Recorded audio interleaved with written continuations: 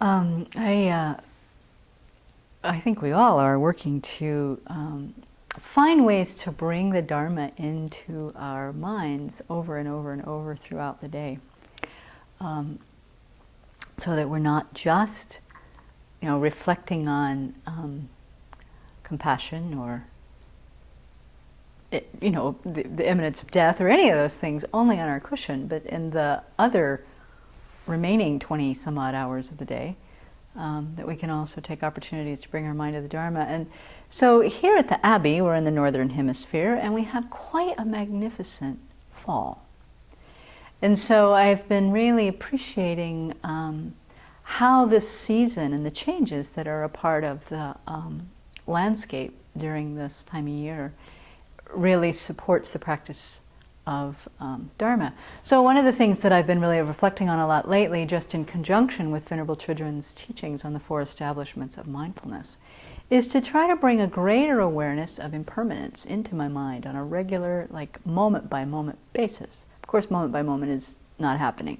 But what I can do is look out the window as I'm working at the computer, and I see, first of all, the leaves have changed. Now, did that happen in a flash? No. No, as I look out and I see this kind of brilliant color, I could almost imagine that it happened in a flash, and I can almost imagine they've always been like this.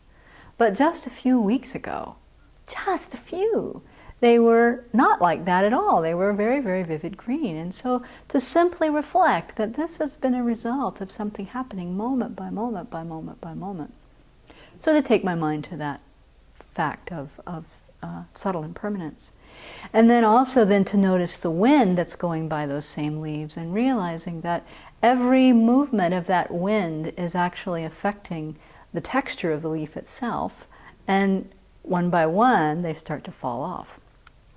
So this too is just noticing, oh yes, all conditioned phenomena, everything that arises due to causes and conditions is impermanent, changing moment to moment.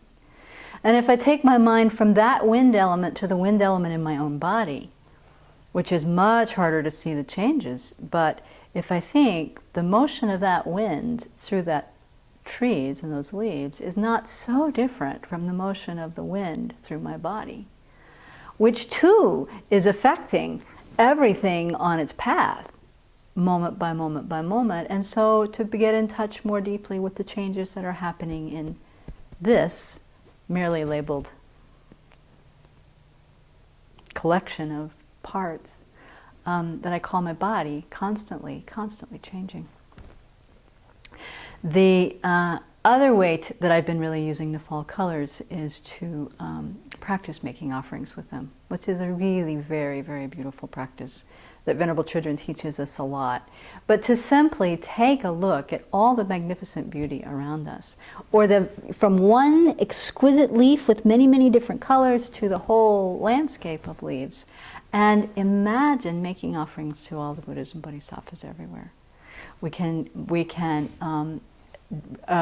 imagine dissolving all of this into emptiness, and then to purifying it, which does purify it, and then transforming it into many, many, many, many, many more, zillions of more examples of that brilliance.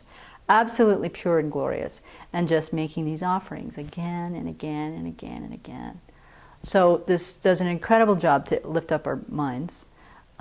It helps us to release our attachment even to those things that are that we so want to grasp, that beautiful scene that we don't want to change, but because we've just meditated on impermanence, we know it's changing moment by moment by moment.